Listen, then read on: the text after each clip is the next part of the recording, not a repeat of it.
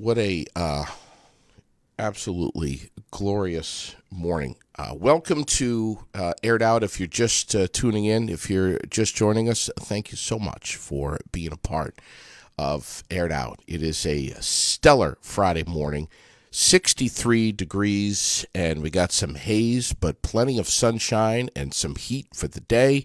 And it looks like the weekend is setting up to be pretty nice as well, with a good amount of sunshine, maybe some rain showers coming through for the later half of the weekend. Paul Brodie is sitting right next to me this morning. I think this is show number maybe 2, I think, for you and I, isn't it? Yes. Yeah, how are you, man? I'm all right. How are you doing? I'm great. I've got your book here in front of me, but first off, for folks that are not familiar with Paul Brodie, you're right here in the Granite City of Barrie, Vermont.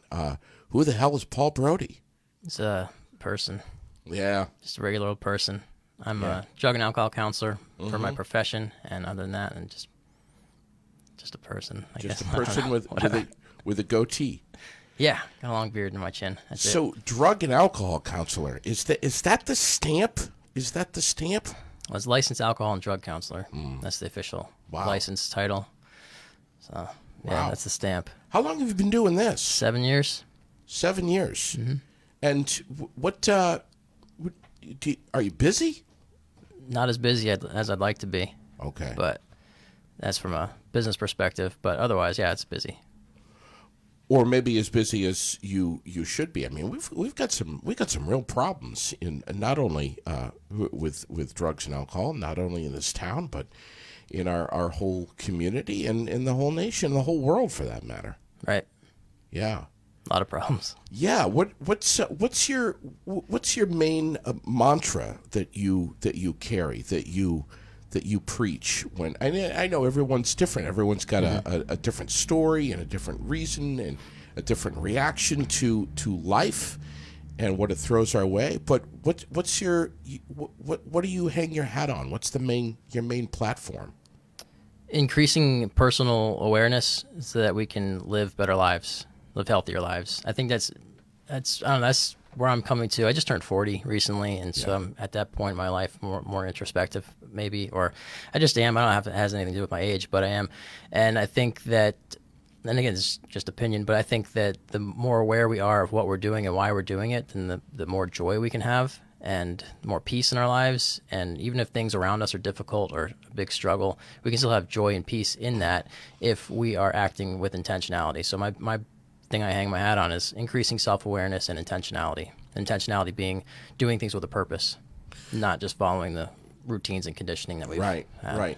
Having some kind of drive, some kind of motivation. And some of us get so tangled up in the struggles of life and what's coming down the pipe, and we don't necessarily know how to manage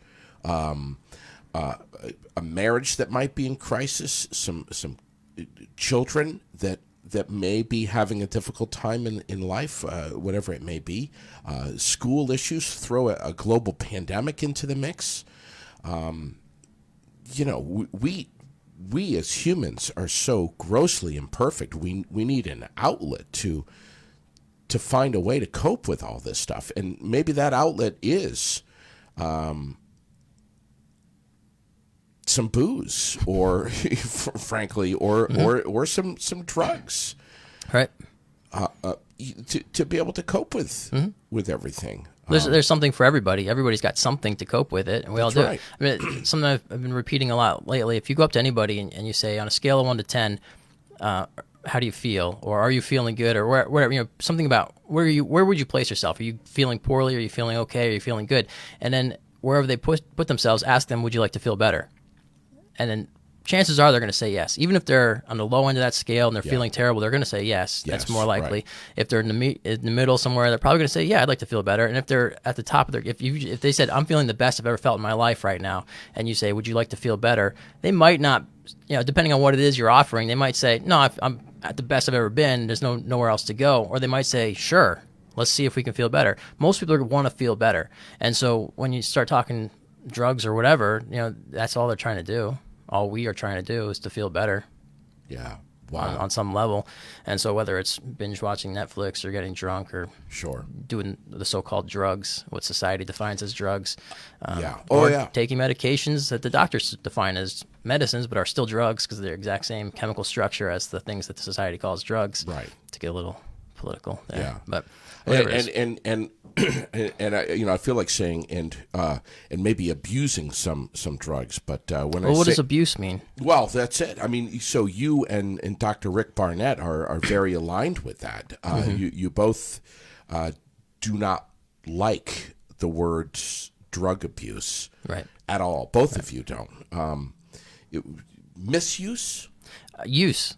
overuse, Just use. just use. It's use. I don't have a great analogy off the top of my head for that one, but that's one I should develop.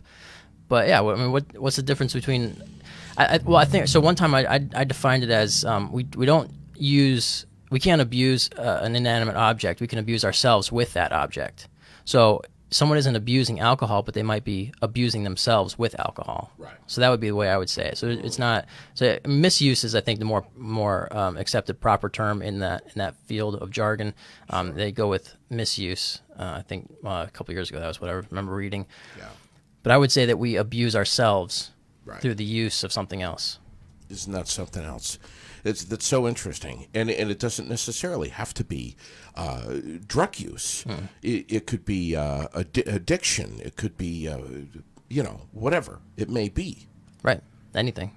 Something that's good can be used to abuse yourself. Sure. Because it all comes down to that inner critic where we reject ourselves.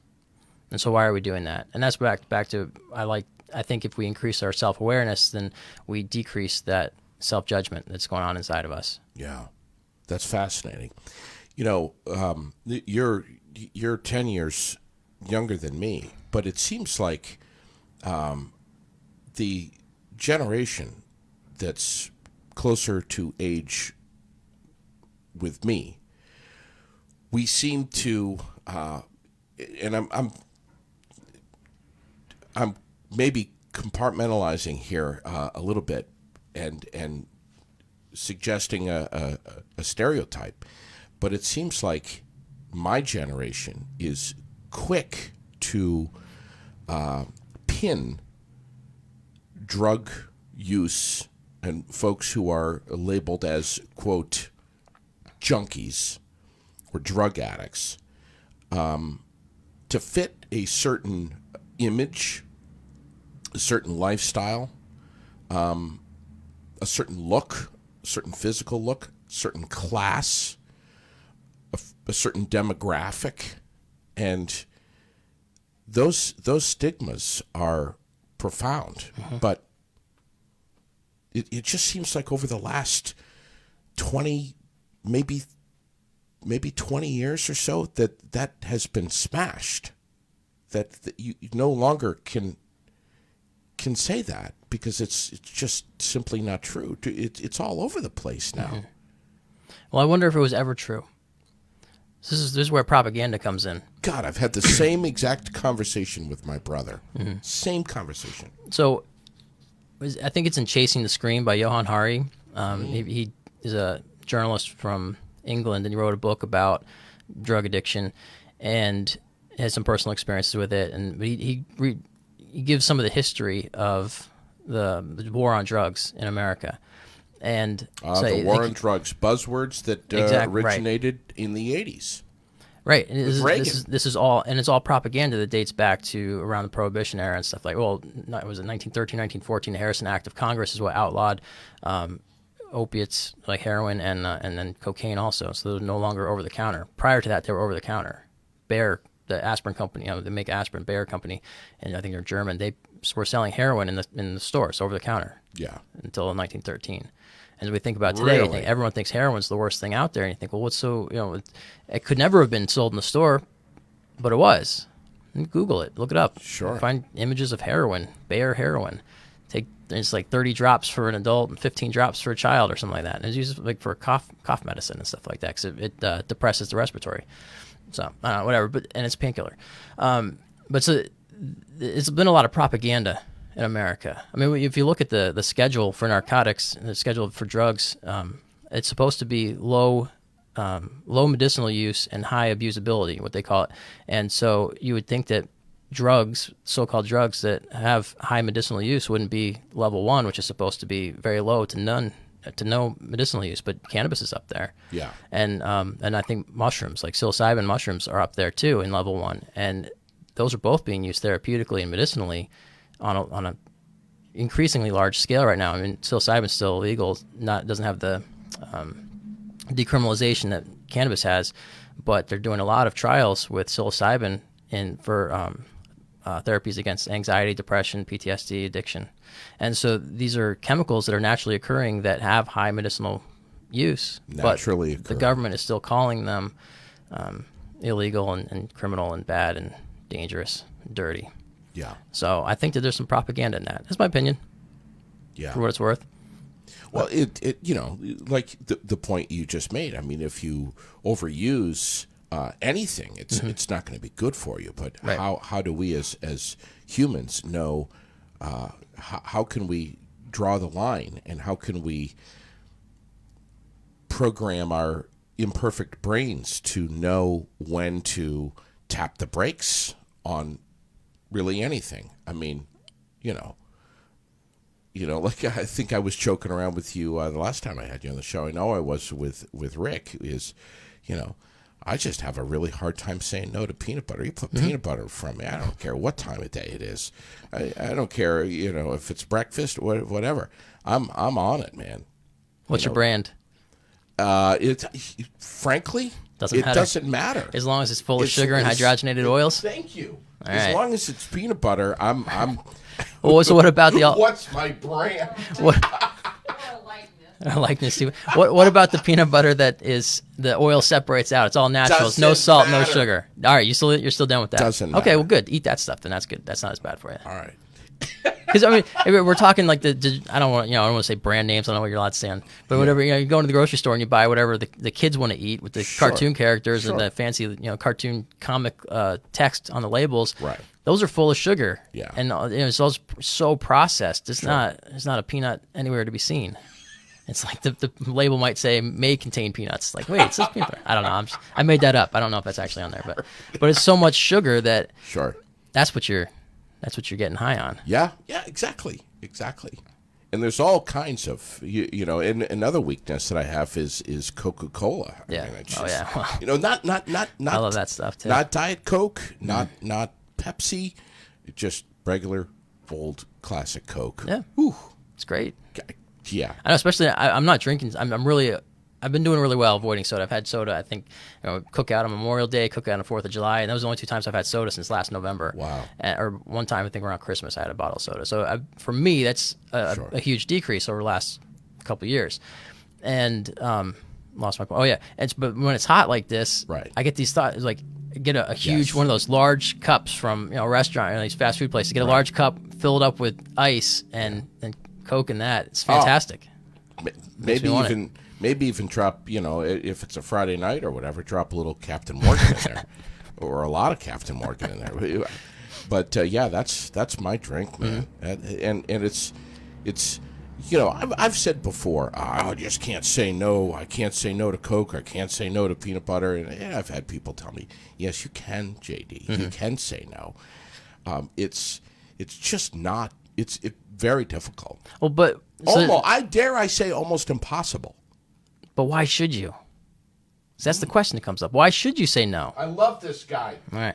And my dad always used to say, "Can't means won't." He was in the Navy and he was associated with the Marines for a while, and so I guess that's a Marine saying: is "Can't means won't." And so I like that. That sticks in my mind still. So when you say I can't say no to Coke, it's really I won't say no to Coke. And this is where the awareness comes back into be intentional about it. It's okay. It's okay that you like Coca-Cola. It's okay that you like peanut butter. And so then you have to figure out for yourself what consequence you're okay with. So it's okay that you like it. It's okay that you drink it. Yeah. But if you drink too much of it and it has negative impact on your health, then you have to take that into account. Do you want that negative impact? And it's the same thing with with drugs. And this is what I tell people all the time. It's okay that you do it. It's okay that you want to do it. I want people to tell me that they want it because it's bad. I don't want to do it anymore. No, tell me the truth. Do you want to do it or not? Or they're embarrassed. Right. Well, yeah, and we're stuck with all these stigmas and the stereotypes and the social expectations, and so there's all this pressure on us to say, oh, I don't want to do it. But if you do, it's okay to want to. But just because you want to doesn't mean you have to. And just because you want to doesn't mean that you're a bad person or whatever. Right. Even if you're a businessman and you're hooked on pills, doesn't mean you're a bad person because you want to do the pills. Right. Yeah, there's nothing wrong with wanting to be high. Animals do it. We're animals. No, that doesn't, obviously that's not a causation or justification makes it all right. So animals do it, we can do it too. Lions just kill things and eat them. Yes. We probably shouldn't do that ourselves, but but I don't know, I like but whatever. We do. Yeah, but we do. Yeah, we do. Right. Of course. Right. But I don't know, there's all these like similar topics here, like but the idea of what should we be doing, and should you stop drinking Coca-Cola? Should you stop eating peanut butter? Should you stop doing it in this manner? And so I would say that's up to you. If you're doing it compulsively, then you're not doing it with intentionality. And that's really what it comes down to with addiction. You can be using any substance that they want to identify as a drug, but if you're doing it with intentionality for a specific purpose, then that's where I think that draws a line between what we would consider addiction and or habit or something like that. Well, and there's plenty of us that say, listen, if I'm going to do this, I just simply need to stop drinking beer completely because I know myself, and if I have one beer, I'm definitely going to have two, which will surely lead to three. It's 100% guarantee. I know it's going to happen. So if I do this, I've got to either be all in, all or nothing. Why? Because I don't know how to stop myself from cracking open that second beer. All right, so you don't know how to. Don't know how to. So maybe there's a way. You just don't know it. And I think this is what, when you're getting into like the generational stereotyping and stuff like that, we're not educated. We don't understand. We don't know. We're not taught. I just read Fahrenheit 451. You ever read that one? No. It's a novel. It was written in the 50s or something. It's one of these dystopian futures where the society, I think it takes place right around 2020, I think, but it was written 70 or 80 years ago. And the premise is that nobody has books. Books are outlawed. Books are illegal. You can't have a book. And so somewhere along the line, the technology came around where houses are now invulnerable to fire. The houses can't burn. They've made fireproof houses. And so now the firemen are people who go around, and if they find someone with books, they burn the house down. They torch it. They burn all the books, burn the person sometimes, and because you're not allowed to have books. It makes you think too much. So it's this dystopian future where they find that free thinking is a problem to society, so let's remove it. And so now the firemen burn. And so I don't know why did I bring that up? I've been thinking lately about this idea that why don't we have fireproof houses yet? So there's all these questions that like why does society function the way it does? Why do we have the rules that we do? Why do some people get to say what the rules are and they're free from public opinion in some ways, it seems? Who gets to determine who's an authority over somebody else? And why don't we have fireproof houses? Sure. We've got the technology. Sure. Is it to make people reliant on these systems? And that's where I cross the line. I go deep. Wow. Deep into the anarchy, if you want to go there. And many other areas that we rely on in society. I mean, look at healthcare. Right. I've had the discussion so many times. Are the solutions right in front of us? We just don't see them. Are they hidden from us? That's the question. Are they hidden from us, or do we just not get taught them? Because when you go to school and you learn what the teachers learned, and so the people who become the teachers are the ones who remember the information and test on it the best. Sure. In a lot of cases, some people go out and live, and that's what I liked about when I went to college. I had professors who had lived a life, had worked in the field that they were teaching, and so I felt like in high school, and this is no attack on anybody. This is just the way our system is set up. So it is, and I'm not complaining. It's just everything's perfect. Like you said, we have imperfect brains. No, we don't. Everything's perfect because it's the complete sum of everything that has happened before it. So it can't be anything other than perfect. It might not be your preference, but it's perfect. Wow. That's one of the things I try to. I don't know. That's something I adopt. But when in high school, the teachers are teachers because they went to school to become teachers.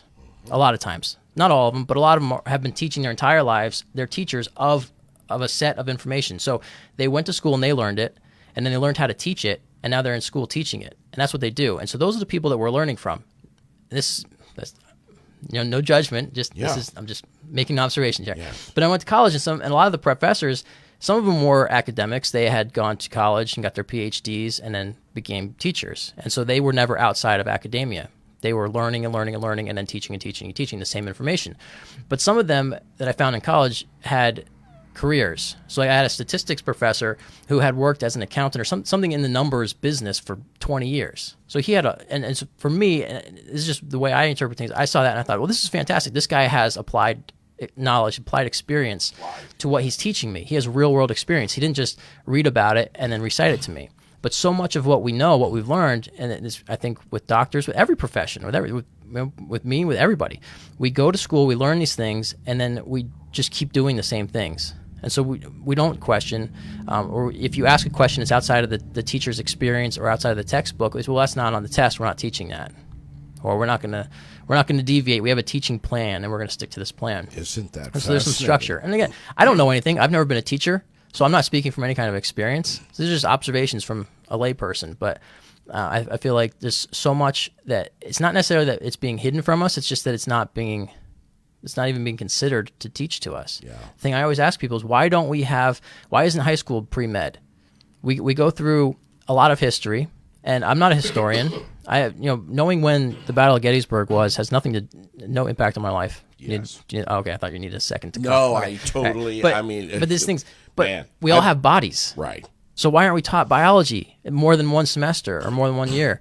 Why don't we learn these things? I think I talked about this last time too. I always get on this rant, but like when I was 35 I had gallstones, I didn't know what a gallbladder was. I was 35, I didn't know what a gallbladder was. Great point. So why didn't I know that? When I was in high school, same deal. I mean, all of math, English, science, social studies, but carpentry, even basic carpentry.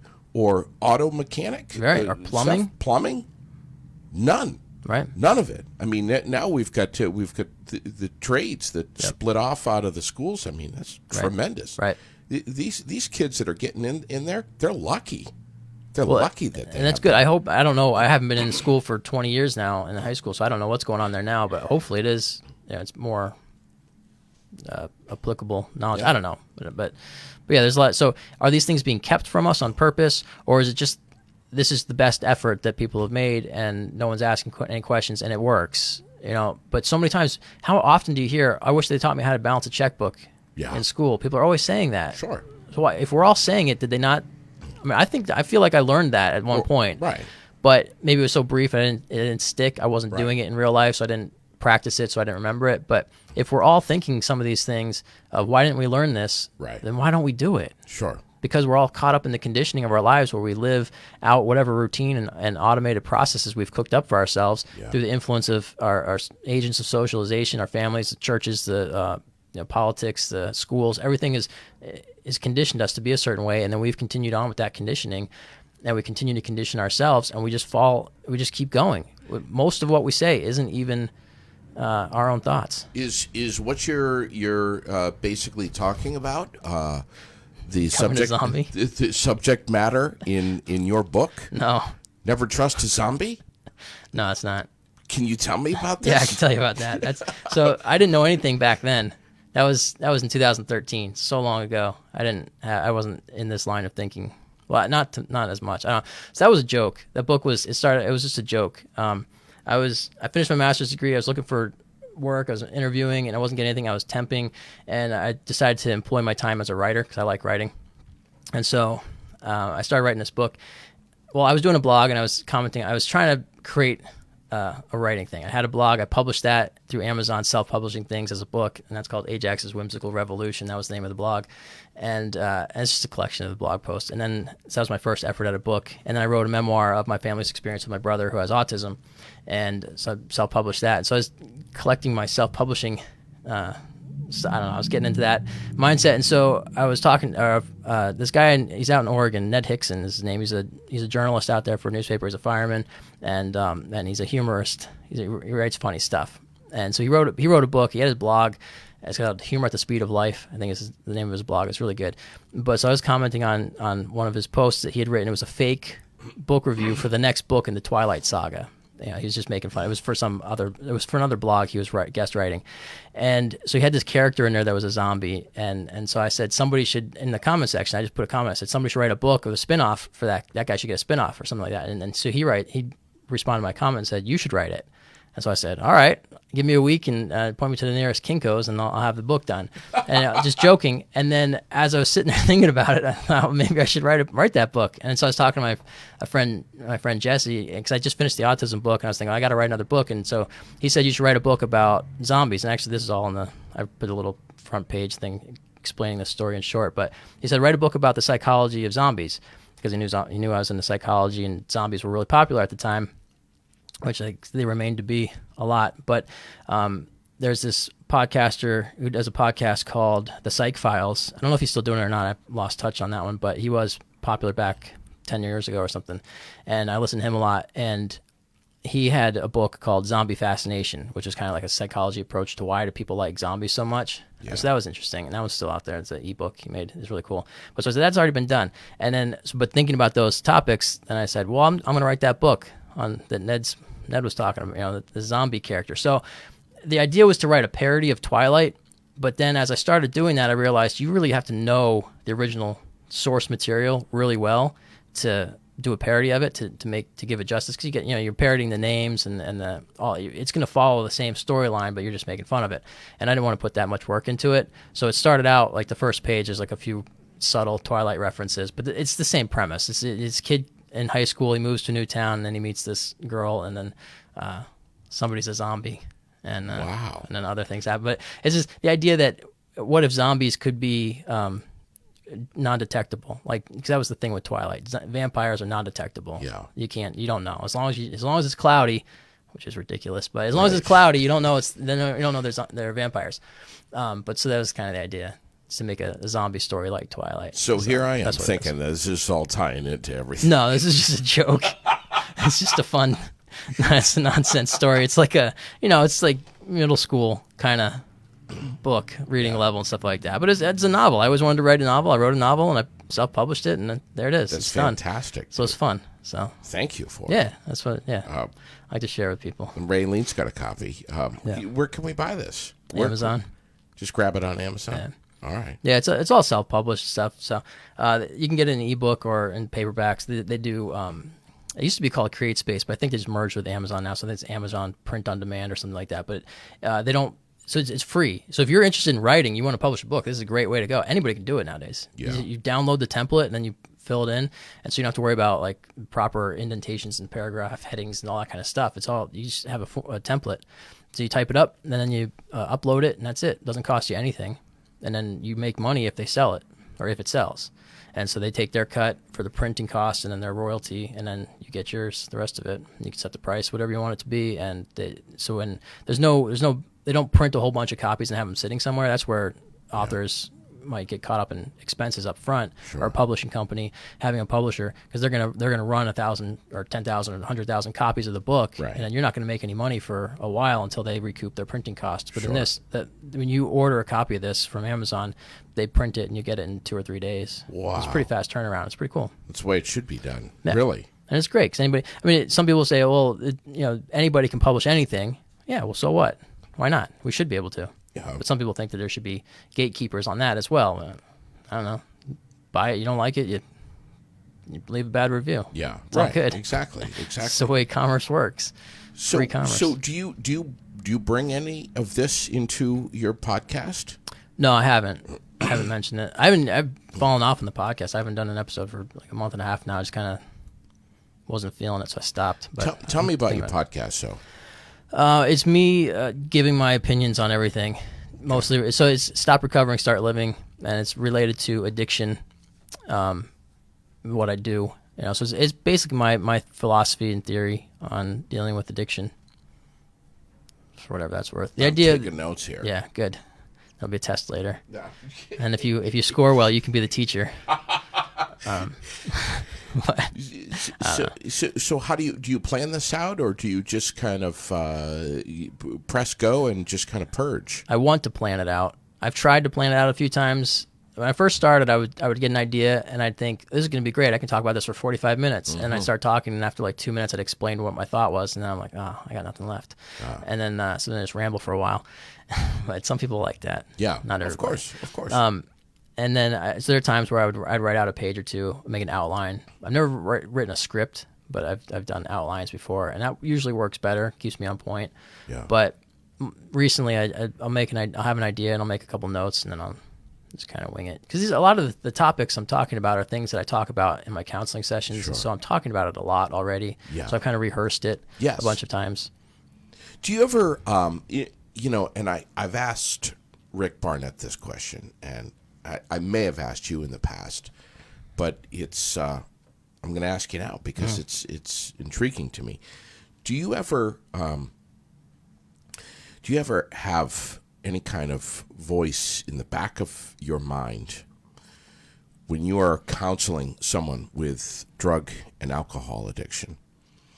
Do you ever have a voice in your head that says, man, this guy is screwed? There's just flat out no hope for this guy. I mean, we've been through this time and time and time again.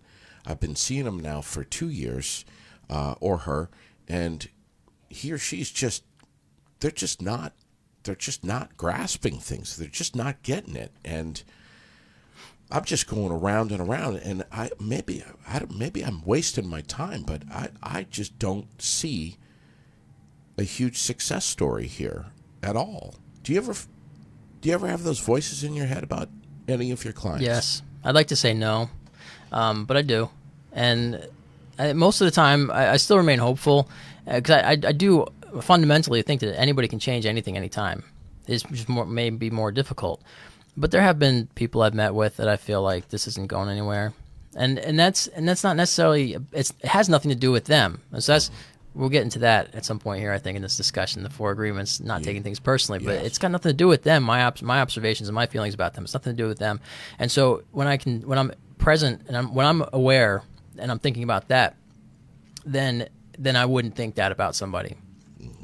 I think usually, though, it would come down to, like, I'll feel, then my inner critic kicks in and says, well, I'm not the one to help them. Maybe I can't do anything here. Maybe they need to see somebody else. They need to do something else or whatever. So I think that might come into it sometimes. But I'm really hopeful with most people. There's one person, as you're talking about that, one person came to mind who I've worked with for a couple of years. And early on, I remember he wasn't as bad off as he eventually became I guess it's been over 3 years, off and on. For a time here, he's meeting with me, and then he's not, and then he's in jail, and then he's meeting with me, and then he's not meeting with me, and then he's back, and all around.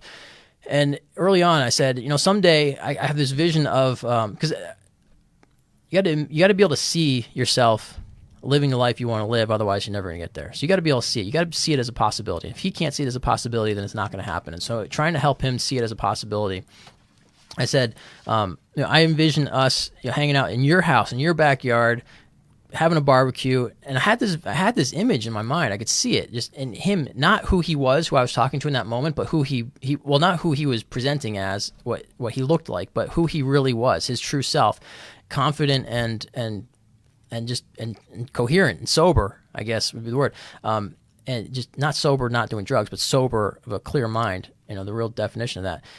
But I had this image of me and him standing there talking, and he's cooking burgers or something on the grill, just having like a human interaction with this guy, which would seem entirely impossible from so many of the interactions I did have with him. Sure. And that was 3 years ago or something. And there have been times since then that I felt like this is never going to happen. That it's not possible. Maybe it is not possible for him. Maybe everything has aligned in a way for him that it's just, this is what he is, and this is what he's going to experience, and it's always going to be this way. And then about a month ago, we crossed paths again, and because he'd been living out of the area, and just based on the condition in that moment, I thought, no, it's definitely done. He's cooked. He's got nothing left, because just some things that were just way worse than they ever were.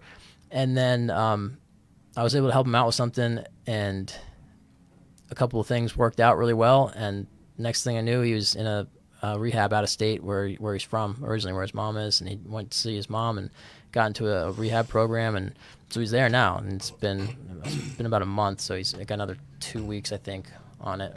And so I got to call his mom and check in again. But I didn't think it was possible. I had given up hope, but now I have increased hope now after hearing what's going on for him right now. Yeah. Does it ever, what I'm listening to you and I'm thinking, that rehab centers might be good at attempting to clean you out physically from your physical addiction, but that it's still possible to relapse, to go back into the real world and have that psychological addiction, which then feeds the physical addiction. Mm-hmm. I don't do what you do, so maybe I sound like a complete ass here. No, I agree with what you said. But it's conditioning. We cook things up into we make things more dramatic. We dramatize everything, I think, as humans. And so it's conditioning. We call it addiction, and addiction's got a lot of stigma to it. So maybe if we just change the word so we can eliminate some of that stigma, we talk about conditioning. We condition ourselves to do things. Athletes condition themselves to function a certain way. When the whatever, I watch baseball, so you see these guys, they're reacting in split second. I mean, a 95 mile per hour fastball, that's fast. Sure. That's a little tiny object coming at you really fast. And sure. it doesn't take a lot of time for that to get from the pitcher's hand to where you need to hit it. Yeah. And these guys are hitting it. And yes. A lot of times they don't, which it makes sense when you think about the physics of it, but right. they are doing it. Or even the guy who's able to throw a baseball at 95 miles an hour sure. accurately. To a 1 foot square, he can hit it almost every time. That's amazing. Or these guys, the ball he hits off the bat at 110 miles per hour, and they're making diving catches and they're reacting in these split seconds. Conditioning, the fact that their bodies are able to do it, and that they have the coordination and the the quick thinking and everything to respond to it. It's conditioning. They've been practicing. Wow. If you and I went out there to try and play with a Major League Baseball team right now, I don't know about you, but I'm not gonna function well. Yeah. There's no way I'm making contact with that ball. No way. I can't swing the bat fast enough. And I'm gonna duck and cover if the ball gets hit in my general direction. I'm terrified of it. Duck and cover right next to you, bud. Right. We're gonna both hit the ground real fast. This sounds like a really entertaining experience. I think if we can find a major league team to take us on the field for a day, that'd be fun. But yeah, because we're not conditioned for it. I'm not, and so it's all about conditioning. So when you talk about going to rehab and like clearing out the body from the chemical presence, that happens over a course of time. Your body just flushes that stuff out, and now you're not influenced by that anymore. But the conditioning still exists. The conditioning to go to that drug or behavior when things are difficult or when you're not feeling good, when you're not feeling well. I eat donuts when I'm not, or cookies or whatever, sugar. When I'm stressed out, that's what I want. That's what I go to.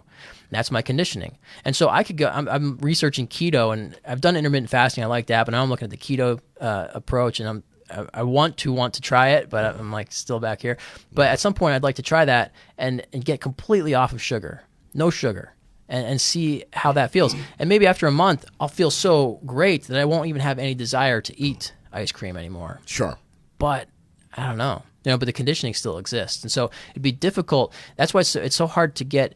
We can get our bodies cleared out of the chemicals, but then to get past the conditioning, that takes longer. That's right. So the mind is a very powerful thing, and I've heard before, maybe you have too, that the number one drug, if you will, and I say that loosely, that Americans are addicted to is sugar. Yeah, and most of us don't even know it. We don't realize that we're addicted to it. because we're not aware. We don't think of it in that context because we've never been taught to. Right. It's never been introduced to us that's a possibility. But if you think about it, you go into the grocery store. Anywhere, Walmart. Right, anywhere, everything. Yeah. Everything. Well, it's all sugar. Everything. Anything that's not on the outer. One of the best things I've ever heard about grocery shopping is shop on the outside of the inside of the grocery store. You get your produce, your bakery, your deli, and your dairy. And that's what's on the outside because it needs to be refrigerated. Mm-hmm. And so all the things that are on the shelves in the middle, that's all the shelf-stable stuff. Most of that's not real food. It's so heavily processed that it depends on your definition of food, but preservatives. Yeah, it's all preservatives, sugars, food colorings that are poisonous, and salt. And salt's not bad in moderation or in appropriate levels, but when you get these heavy sodium and sugar filled things that can last on a shelf for 2 or 3 years, it's not food anymore. It's so fascinating. Yeah, it's so but amazing. we're not taught that. So again, why aren't our houses fireproof? Why aren't we taught pre-med in high school? Right. We all have bodies. Right. All of us could benefit from pre-med. And why aren't we taught nutrition? And so you talked about like things that are hidden from us or just not.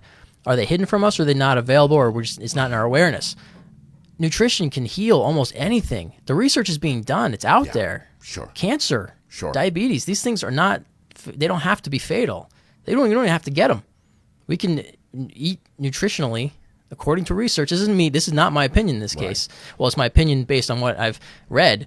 I'm reporting what I've read, but if you trust peer-reviewed journals and stuff like that, and scientists and whatever, if you want to throw that stuff out there all the time, let's trust it then. Or trust someone. You got to take it all. Sure. I don't know. Whatever. I'm listening to you, and I'm also.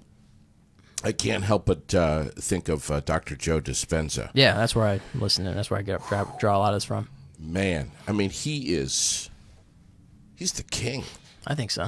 He's the king. I mean, you know, I'll be honest with you. You might laugh at me, but there was probably a good year of my life where I was like legitimately addicted to listening to Dr. Joe Dispenza with his YouTube stuff. Mm-hmm. I mean, the guy is fascinating. Right. But mind over body is the big umbrella here. Right. We have the capacity to do anything that we want to do. The only limitation is us. And that has to do with, that's when our health or anything. Anything. If you can do it, if you just need to feel it first. If you can feel it, then if you can create the feeling, then you can create the action that would create the feeling. Amazing. That makes sense. So that's where he goes with, if you feel it first, then when you're feeling it, you start to act in that way. And as you act in that way, then you create the experiences that then create that feeling, which then repeats. And that's right. So it starts with if you got to think it, and you got to feel it. And if you can think it and feel it, and then you'll act it, and then whatever. But it's impossible to act it unless you think it and feel it. Right. Genuinely. Unless we've been conditioned. Once we've been conditioned, then we no longer have to think and feel these things. We just do. And that's the state. So there's the book. There's another book. Chris something wrote it. There you go. There's a book about the brain by a guy named Chris. Something. And if you look that up, you'll find it. Nice. Chris Newhouse something. It's a different spelling. What's the name of that book? The subtitle is how neuroscience is catching up to Buddhism. It's like, no mind, no problem, I think is the name of the book. No mind, no problem. And so it's using neuroscience research and knowledge and comparing it to what the Buddhists' approach is and has been for a long, long time.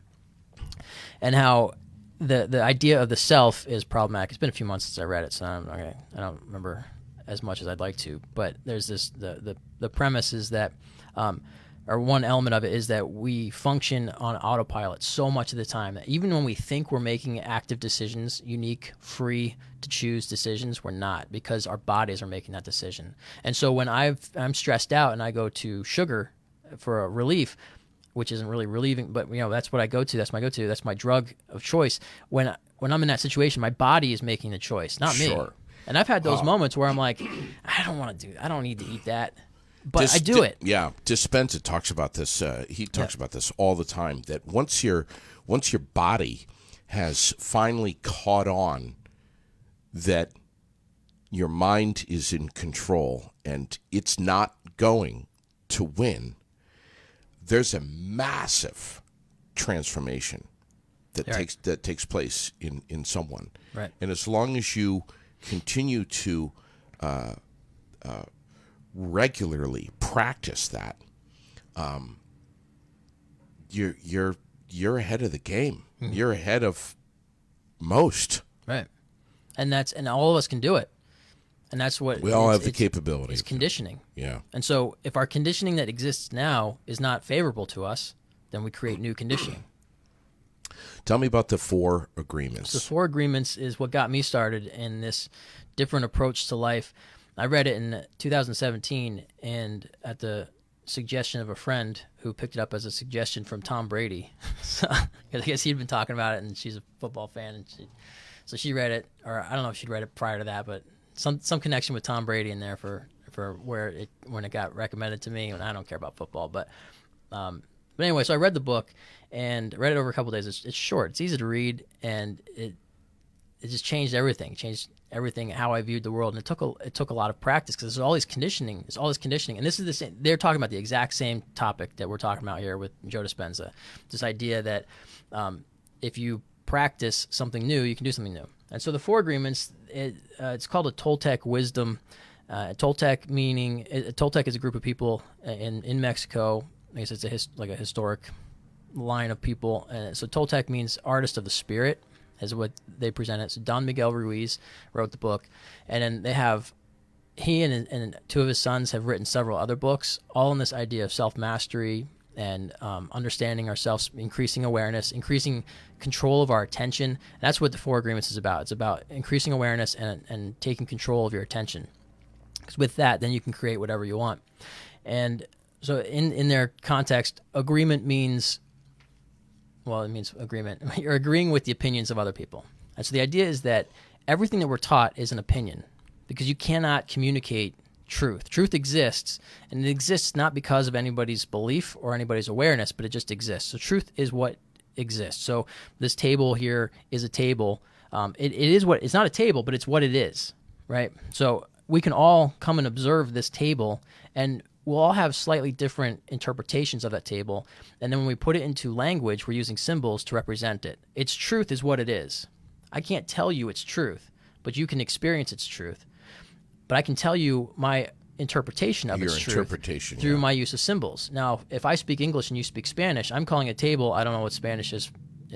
Table is in Spanish, but you'd be using that symbol, and I'd be using table. So right there, we've already disagreed on what it is.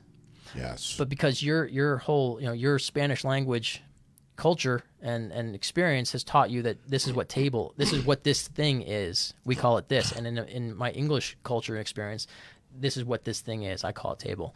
And so it's just a symbol. So already there you can see that as soon as we apply a symbol to something, we've taken away some of its truth. Some of its truth isn't communicated in that. Because you might say this is a fantastic table, and I say, it's adequate.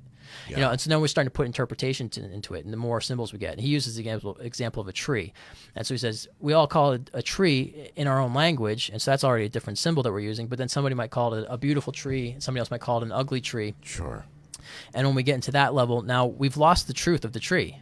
Sure. The tree exists. If all you know is I told you it was an ugly tree, you start to create in your mind, by trusting my opinion, you might agree with me. So this is where the agreements come in. So I've given you an opinion. This tree is ugly. Now, maybe you have never seen it before, but there's a tree out in my backyard that is ugly. It's a terrible tree. And you hear that and you trust me, and so you start to believe that. Is that truth?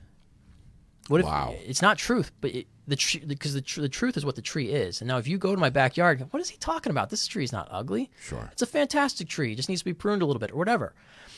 And then, so now you have a new truth for that tree. So like you heard my truth about the tree, but it wasn't truth. It was my opinion presented as truth. It was my belief presented as knowledge, but knowledge is only our belief about something. Wow. And so truth only exists in its existence. It can't exist in our minds as we communicate it because of symbols and stuff like that. So everything you've been taught since birth has been the opinion of somebody else.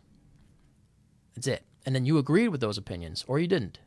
Most of the time, we agree with the opinions that we're taught as children, and that's what he's talking about. Now, that's our conditioning, or they call it the domestication process. And so, an example he uses, I think this is in the book called Mastery of Self, same family of authors. You got a little boy, and his grandmother, he's eating lunch at his grandmother's house, and she says, "Eat everything on the plate," and he doesn't want to eat it. He's done. He's full. He doesn't want to eat anymore. And she says, "It's a sin not to eat all your food. Don't waste your food. It's a sin to waste your food." Right. And so he eats all the food. And over time, he learns that it's a sin to not finish all the food on your plate. Or some guilt. There's people in other countries that are starving. Right. Yeah. The children in China are. Feelings. Yeah.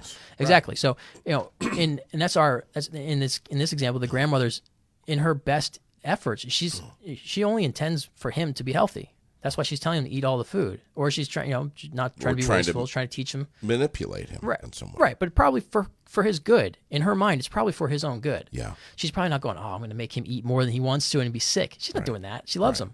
So even in her love for him, she's causing him to adopt this agreement with the world that it's right to eat all the food on your plate. It's a sin not to. And so this is the domestication process. So he's being domesticated. He's learning agreements. He's learning how to function in society, which this is a natural thing. We're all going to do this. But if we can become aware of this, we can stop doing it in ways that might be harmful to us. So this boy, he's being domesticated. And then at some point, he's no longer eating at his grandmother's house, but that's still in his mind. He's conditioned to eat everything on his plate. Yeah. And so so he continues the domestication on his own. And that's where we need to increase our awareness to catch on to what's going on. So this idea that this boy is being domesticated, he's being conditioned, is giving opinions by his grandmother, and then he agrees with them to the point where when he goes out on his own, he continues to live by that agreement, that conditioning. And so now it's by now it's running through his DNA. Right, exactly. It is. Yeah, that's the epigenetics approach. It is in his DNA. That's right. It's who he is. And he doesn't, and it's not something that he realizes he did to make his grandmother happy or anything like that. It's part of who he is, because that happened when he was so young, he wasn't aware of it, and he doesn't remember it. And so now as an adult, he's teaching his children that same thing. So he continued, his grandmother started the domestication on him. He continued the domestication on himself, unwittingly, not knowing that that's what he was doing, but he was conditioning himself, and he kept that conditioning going, and now he's teaching the next generation. Sure. So again, why do we not know more, or why are we not, why do we not have certain things available to us? Because we've been conditioned generationally. Sure. That's a huge cycle, dude. Right. I mean, how do you tap the brakes on that? Individually. Not easy. Individually. You have to. I have to. I read this book and I tap the brakes. How many times have you read the book? I've read the 4 Agreements twice, and then I've read the 5th Agreement twice. So the 5th Agreement is the next book in the series. So they introduced 4 agreements. I'll tell you what the 4 agreements are. So the idea that he says, eliminate all of the agreements you have with everything you've ever made. Stop thinking, stop agreeing with, stop attaching to all beliefs. You don't know anything. Just start from there. And if we can live by these 4 agreements, these 4 ideas, then start from there, and that's where you increase your awareness. And so move on from here. So the 4 agreements are: be impeccable with your word, don't take anything personally, don't make assumptions, and always do your best. And then the fifth agreement, which they add on in the second book, is be skeptical but learn to listen. So those are good. So I don't know, we go through all of them, whatever. But don't take anything personally, I think, was the one that stood out the most to me. That was the most impactful for me. Don't take it personally.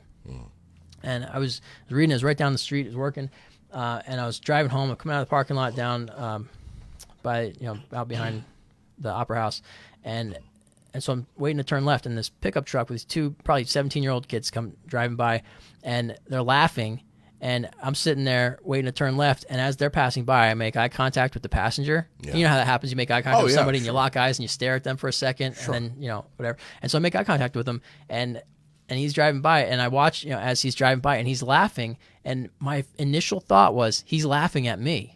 What is he laughing at? What's wrong with this kid? Why is he laughing at me? But I just read this book, Don't Take Things Personally, and I said, no, okay, stop right there.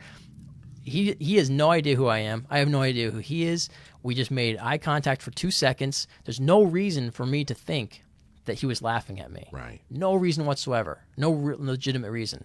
And so he drove on, and I laughed at myself, and I said, well, there you go. I was taking it personally. How often do I do this? And so then I realized that now as I drive home, I could have been stuck in that because I got angry. That was my initial response. What's he laughing at? What's wrong with him? And so I start to condemn him and cook up all this. I make this whole story, but I was in a fraction of a second, but I was able to stop it that time. But how many times do I not stop it? Or in my whole life, how many times did I not stop that? And so, but I realized I could have driven home and spent 5 minutes miserable thinking about this kid. What's wrong with me? What's wrong with him? And feeling anger. Well, meanwhile he's gone. Especially if he had flipped you off or taken it to the next level. If anything else if something like that had happened, then it would be justified. Of course. But he didn't. He just looked at me. We just made eye contact. And so I cooked up all that was me. So even if he had done something that looked directed at me, it still wouldn't be personal, and that's the next level of this. But on this initial thing, we have this inner critic, the ego. Oh, yeah. And so when you're talking about, like with Joe Dispenza talking about changing ourselves completely. It's getting rid of the ego. The ego is there to defend us, and it's not even real. The ego doesn't exist, but it's just like this piece in between reality and imagination that we cook up to protect our feelings or our thoughts or something. Yeah. And it's fucked up so many of us, hasn't it? Yeah, oh yeah. Everybody. Still. Yeah, until we can kill the ego. And I saw that you had that interview with the doctor about the addiction stuff, and he talked about the mushrooms or something. I didn't watch that one yet. Yes. But I'm interested in that because that's one of the benefits of psilocybin is that the intended benefits is that it destroys this ego. It breaks down this inner critic. And so you can call it the interpreter or the ego or whatever. There's all just different names for it. But all these Joe Dispenza and then that No Mind, No Matter or whatever that book was called that I can't remember by Chris something. We're going to find it. I'll post it up here. All right, cool. Yeah. And the Four Agreements and all these books. That's why I was drawn to this. And there's a book called A Radical Change in Your Approach to Life by Gary Temple Bodley that expounds on some of these things as well. And so that was one of the fundamental books in my personal change. I don't know, just philosophical change, everything. But and it's, I pick up these ideas and I like them and I'm sharing them with people, but I'm not living them perfectly, not as much as I'd like to, because it's difficult. It's difficult to change our conditioning. So I'm trying to increase my awareness and catch myself in those moments where I make eye contact with someone who's laughing and think, oh, he's laughing at me. No, he's not. But reading something and understanding something that makes sense, 1 + 1 = 2, and then practicing it are two totally different things, dude. Right. Those who can do, those who can't teach, right? I'm really nailing that. I like that. I like the bell. That's the bell doesn't come out often, but when somebody when that was, that's like that's a full court shot right there. Yeah. All net. Then and remember, we get the bell. Don't take things personally. That's right. So if is that hard to do? Right, because me saying that kind of stuff, because I have no ill will towards anybody, especially not teachers. But it might come across that I'm really kind of lambasting them. But if you're in that camp and you're saying, well, who's this guy to criticize us?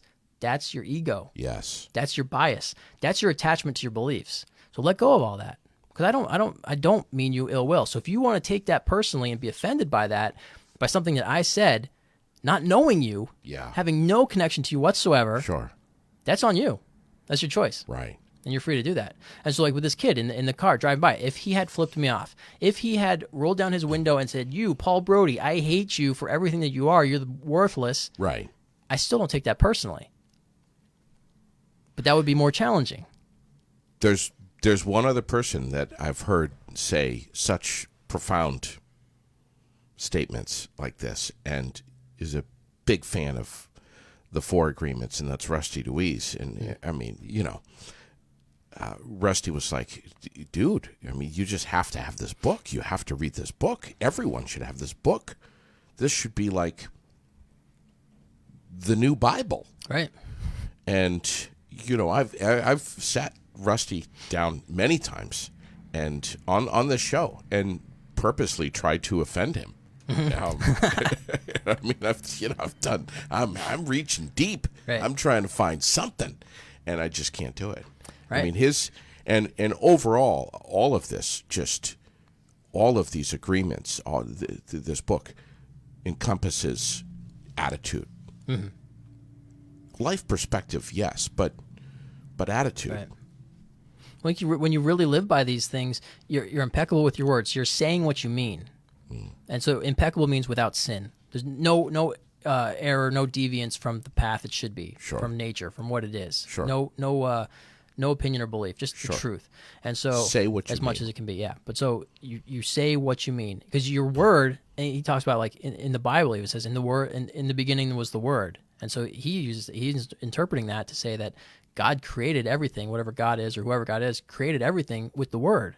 Yeah. By speaking it into existence. So. Or even if it's not a literal, it's for us. It can be literal that we create our existence through our word. Sure. What do you say? What do you say about yourself? Yeah. And what do you say about others? Right. And this is how you create your environment and create your world. And so, if you're impeccable with your word, you say what you mean, and there's no room for errors, no room for misunderstandings and stuff like that. And also stand by your word when you need to. Have a broad perspective of things, but but if you really believe something, stand by it. And I had a conversation with someone yesterday about how we go through living this life being afraid to or hesitant to say what we really think or what we really feel. Maybe it's about a subject matter, maybe it's about a particular person. And there is something that is so, and I'm finding this out personally over the last couple of years since I started this podcast, I'm finding that so intensely liberating. Right. It's massive. It has been great for me. I know that I've got shows, and I know that I've said things on this podcast that have pissed people off. But it is what it is. I mean, we say real, raw, relevant, and relatable. And I'm trying to live my life on the air and off the air that way. Right. And it's freeing because now your ego's not there going, oh, you shouldn't have said that. Oh, you made that person upset. You shouldn't have said that. Right.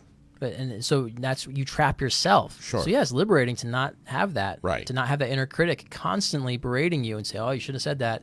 They're going to reject you. Right. Rusty Deweese has said to me before, and I'll never forget this. He says, there are so many times, almost every show that I've done, at the end, someone may say something to him of, hey, I was offended by that, or you made fun of people who drive Priuses, and I take offense to that.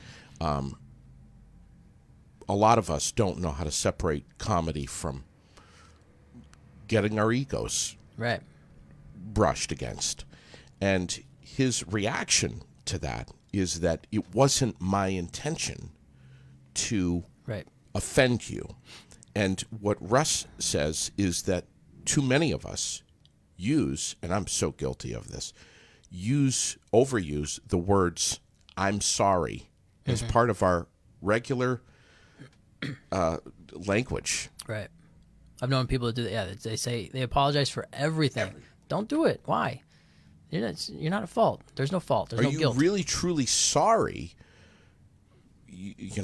Right. Well, in most of those cases, it's probably, I don't want, by saying I'm sorry, I'm trying to avoid conflict. That's all it is. But. Right. Wow.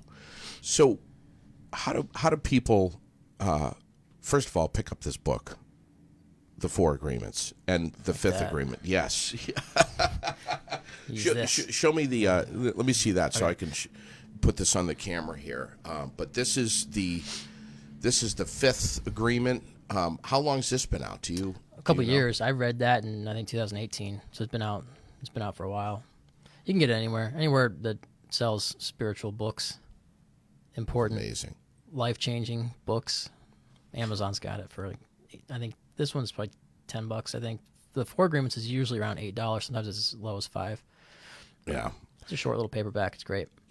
I have to tell you that I'll be like everyone else. I got a lot of stuff that's running through the head, but I'll be driving down the road for like the last 6 months, and I'll say to myself, "Oh my God, I forgot about that book.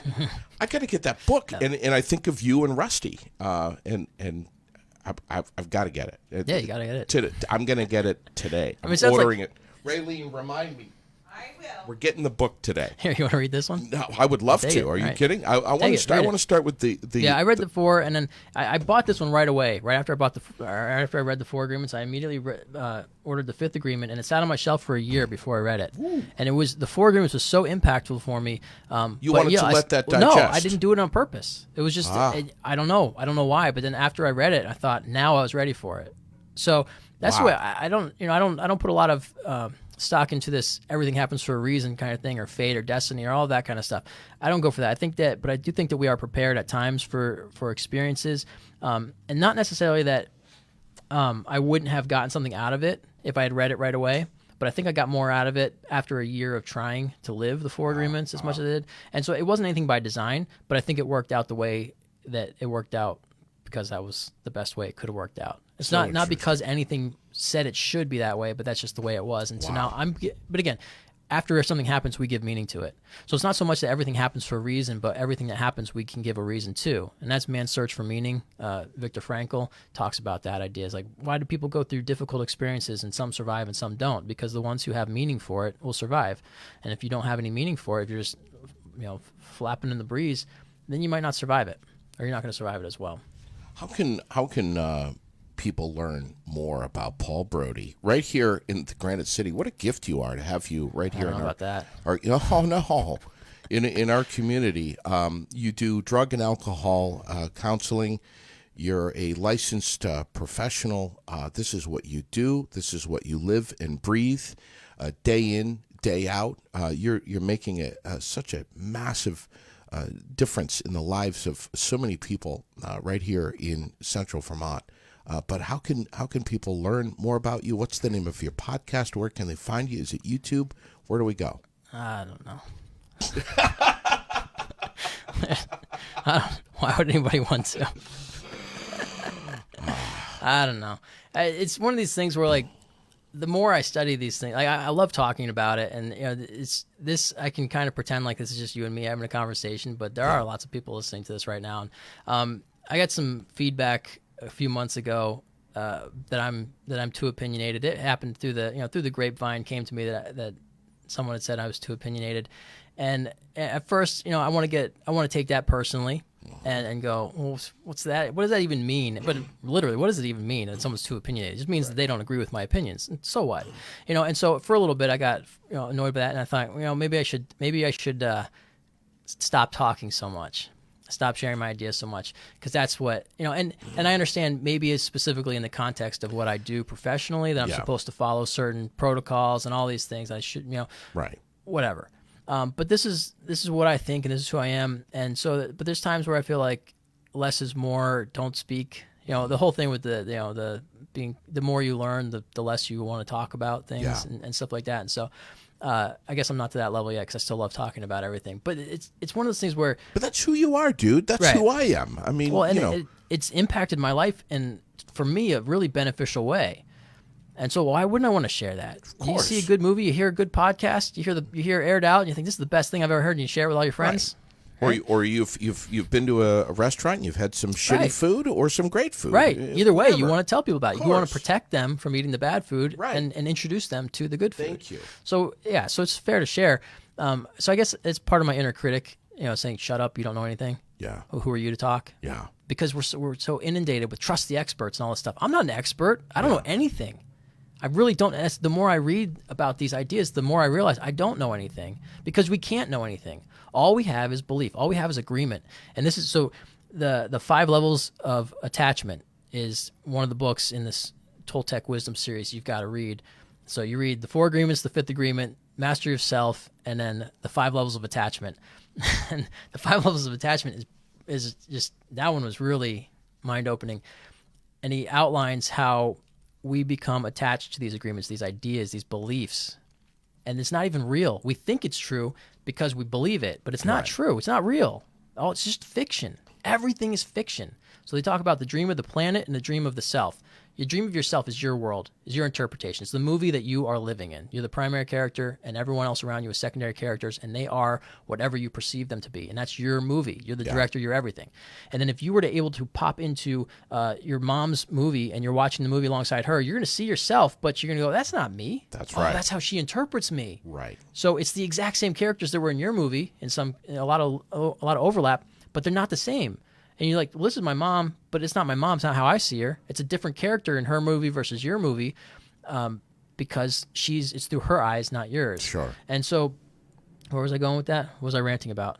No, Lost myself completely. You were talking about the 5 levels of attachment. Right, 5 levels of attachment. So, but everything's a fiction. I guess as I was bringing up that, so they use that example, the movie in the 4 agreements, the movie theater, or maybe it's just in the 5th. But everything's fiction. It's whatever we create. It's whatever we believe, and then we attach to our beliefs. And so he uses the example of a soccer fan. And so the lowest level of attachment would be that I love soccer. Anything about soccer, I love it. I watch it, I play it, and I'm happy. And you go to a match. It doesn't matter if it's professional, if it's amateur, if it's kids in the schoolyard. It doesn't matter. If it's soccer, you love soccer. The next level of attachment is where you start to align. At least for a time, you say, I like this team. like the blue jerseys more than the red jerseys. I'm hoping they win.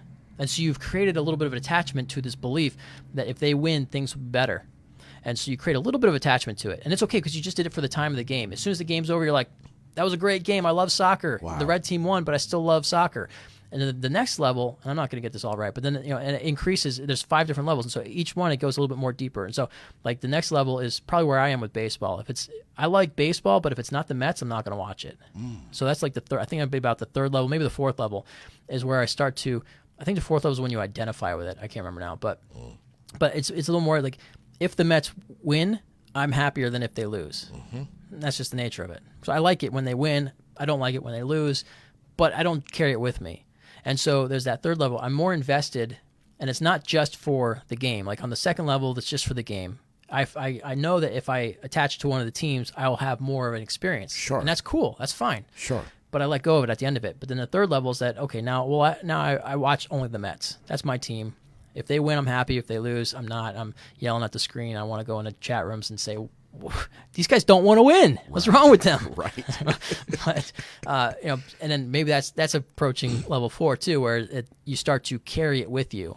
So like I can let it go. They win, they lose. It's not a big deal. It's not going to affect my life. But the fourth level is it starts to affect your life. You're miserable the next day because your team lost the Super Bowl, and you carry that with you. So now you're attached to it because it has more meaning. You believe in it stronger. You're attached more to that belief that if they win, it means something. And that's when you start. That's where people start saying, "We won last night." You didn't have anything to do with that game.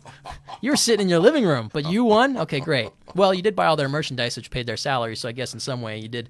Yeah. And then the fifth level is fanaticism. And we use fanaticism in a more like friendly way when we say, "Oh, I'm a fan," but he's using it in what the true sense of it is that you are so attached to your belief that you will kill someone who doesn't believe the same way as you. He cites an example of a bus driver waiting outside. I guess this really happened.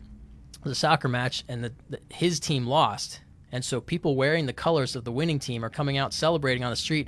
And in his bus, he ran them over.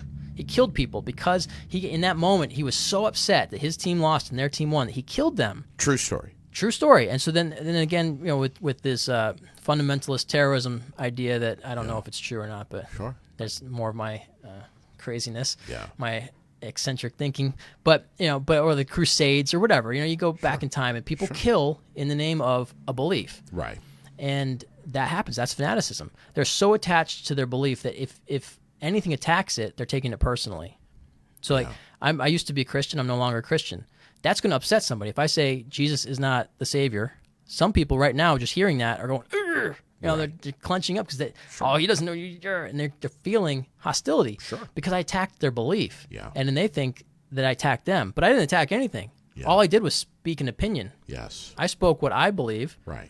And they are attached to the opposite of that it hurt them. Yeah. They hurt themselves. I didn't hurt them. They hurt themselves. It has nothing to do with them. It has nothing to do with me. It's just, anything that they're feeling has nothing to do with me, and anything that I'm feeling has nothing to do with them. Yeah, and they may feel sorry for you. Oh, absolutely. They of course do, and they're praying right now to fictional beings. See, I'm increasing the pain for them. Yes. But it's their choice. Yeah. And if you are experiencing that right now, and I still have moments when I feel that. I was reading. What was I reading the other day? I forget what it was, but it was something to do. Okay, so I'm not going to get into that one this time. But there's some major things that I question about reality, and I was listening to somebody or reading something, and they were, what was it? I can't remember what it was. I just want to know for my own self, but I can't remember. But they were challenging that thought. I think it was actually when I was reading one of these Don Miguel Ruiz's books. It might have been when I was recapping some of this Fifth Agreement stuff. He was saying things that didn't line up with my new dream of the world, the way I think things are. Sure. And I was like, man, can I really trust this guy if he doesn't even know this? Yeah. And it's just like, I'm biased too. And that's we all have them. That was my bias. Right. It's like, it was, so I realized, okay, it doesn't matter. I don't know, but I'm going to get upset about something I don't even know because I attached to this belief. And so if we can really be honest with ourselves and aware. That's heavy right there. Yeah, if we can get to that point to realize that if something upsets you, it's because you're attached to the belief that is being challenged. Right. And that's the way I used to be with the church stuff. I was so in it, and my friends would ask me questions and stuff, and sometimes I would get defensive and aggressive. Yeah. And I grew out of that over time, and I could have conversations that I wasn't so aggressive in eventually, but initially because I believed so strongly in that set. Right. Right. of beliefs, of these ideas, that it was who I identified with it. Yeah. So attachment of belief, I identified with it. I Sure. wasn't going to kill anybody over it, but I was identified with it. Yeah. So if somebody challenged it, I took it personally. They're challenging me. If they're saying that if they're saying Jesus, I mean, what I'm saying now, Yeah. 10 or 15 years ago, I would have been the one being defensive about it. Yes. Because that was what I believed in. Sure. And so I said, well, if they're attacking that, they're attacking me. But they're not. Yeah. It's just their expression of their own opinion. Right. I'm thinking of my brother and my nephews and my niece and my sister-in-law, and the whole family is just insane Steelers fans. I mean, we got the shower curtain and the toothbrush holder and the slippers and the bathrobe and the hat and the scarf and the floor mats. And if I were to say to any of them, hey, man, the Steelers just suck, I mean, I'd have to run, but Yeah. I mean, run. Right. Like 1 foot in front of the other. I'd have to get the hell out of there.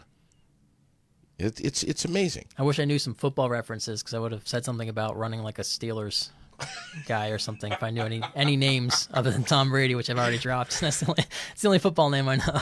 So can you tell us where your practice is here in Barrie? Can you tell us how people can get in touch with you? I'm in the historic Blanchard building at 14 North Main Street. I'm in Okay. the penthouse. I've got a suite up there. Wow. Sounds fancy, but it's Like nice. It is like beautiful. open air couches out under the stars? That'd be type awesome. deal? But no, not quite there. Hot not tub? quite there. No, not yet. all right. That's a good idea, though. Yeah. I'll talk to them about that. See if I And can. easy to find you on Yeah, I social mean, media. if you look up Paul Brodie, alcohol and drug counselor, it'll come up. I'm on the Psychology Today listing for any of your therapeutic needs. Yes. Psychology Today has a good listing and they have a good directory. Yeah. Pretty much everybody pays for that service, and anybody that's a therapist is paying for that service.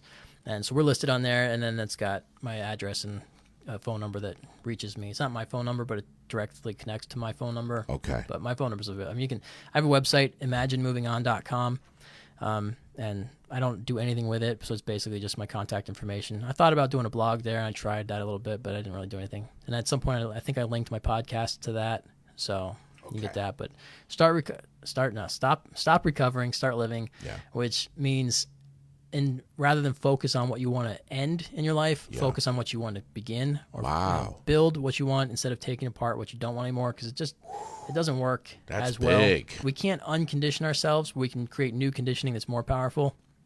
I guess that's probably the better way to say it. So I've talked about breaking conditioning. We got to break the conditioning, but usually the way it happens is by creating a new conditioning. Sure. A new path that we're going to follow. Sure. So that's the idea with Stop Recovering, Start Living. But that's the podcast name, and it's available on Spotify and Apple and Google and different podcast platforms. And but it's linked to the imaginemovingon.com website. So that's how you can get. But I don't know, Dude, I was so excited when Raylene told me you were coming back. And I can't get you in here enough, dude. I mean, please, All right, just let's do it again. Just get back, right. get back in here. right. I mean, there's so much to talk about, and so many different rabbit holes to go down to. My God, We haven't even approached the rabbit holes. No, I mean, I said I might have said a few things that people might go, Yeah, but right. nothing is. I could alienate everybody that's listening right now, Of course you could. and I believe it. Yeah, I'm attached to that belief. Yes. But I don't know it. Right. And I know that I don't know it, but I like it. I like the belief, so I attach Right. to that belief because it's entertaining to me. right. But now everybody's speculating. So Don't when speculate. we wrap up today, I'm hoping that you're going to tell me that that I hate my you hate my shirt and I look fat in it, so that I can learn to just not take that personally. I'm worried that people are going to tell me that all the time. Paul Brodie, You and me both, buddy. thank you for sneaking in here, dude. What is our SR? SRSL, Stop Yeah. Recovering, Start Living. There's love a that. logo that my sister made for me. I for my love podcast. it. I love it, dude. Thank you Thank you. so much. And again, we're gonna link up all of this stuff in the comment section here. How to get in touch with Paul Brodie, and thanks for sneaking in here, dude. You're welcome. Thank you. We appreciate it so much. Paul Brodie, our guest this time around on Aired Out. Man, we've got a packed show for you today. We've got Farva, who's going to be coming in around noon today, also known as Jason Gould, and he's going to be talking about this big Caps for Cops motorcycle ride and benefit that's happening tomorrow at Wilkins. Everything that he's up to, he's always up to so much, and it's always great things.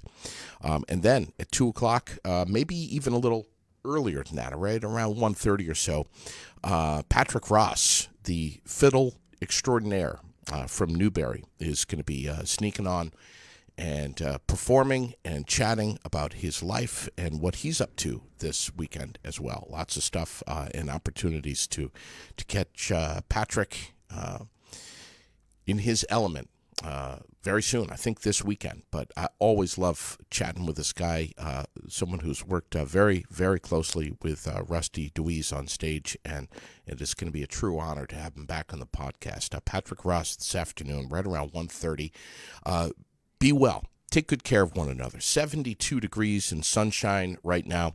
Thanks to our sponsors, FGB Theaters, retirementvt.com, Aeromed Essentials, Vermont Custom Woodworking, the Barry Montpelier Times Argus, Donnybrook Fight Promotion, Wright Electric, Fontaine Forestry and Millwork, Gauthier's Quality Grounds and Maintenance, K&W Tire, Emsley's Florists and Gifts, Granite City MMA, and Barslow Construction. We appreciate your eyes and your ears. Thanks to Paul Brodie, our guest. We'll catch you again real soon.